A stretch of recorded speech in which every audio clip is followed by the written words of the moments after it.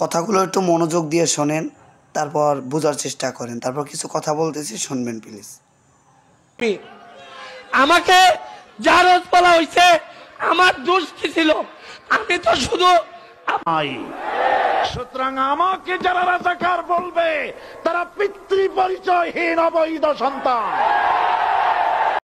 দেখেন, সাইদি সাহেবকে রাজাকার বলে অনেকবার উপাধি দিয়েছে এবং তাকে ফাঁসি দেওয়ার জন্য বারবার অনেক মানুষ চেষ্টা করেছে, তার ভিতরে তিনিও একজন ছিলেন। কিন্তু পরবর্তীতে সাইদি সাহেব বলেছিলেন যে আমাকে যারা রাজাকার বলেন, তিনি যে কথাটা বললেন যে তারা পিতৃ পরিচয়হীন জারজ সন্তান, ঠিক অবশেষে সাইদি সাহেবের কথা কিন্তু মিলেই গেল। দেখছেন, অবশেষে কিন্তু মিলেই গেল। আর তিনি নিজেই জনতার সামনে কেঁদে কেঁদে বলতেছেন, আমাকে বলতেছে জারজ সন্তান, আমি নাকি জারজ সন্তান।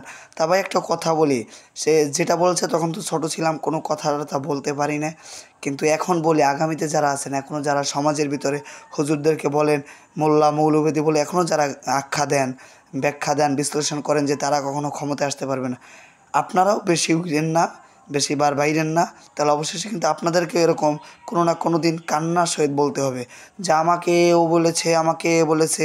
আসলে কোন সময় কি আবহাওয়া চেঞ্জ হয়ে যায় সেটা কিন্তু কেউ বলতে পারে না। এজন্য বলি, যারা ইসলামের পক্ষে কথা বলে আর যারা কোরআনের পক্ষে কথা বলে তাদেরকে সাপোর্ট করেন।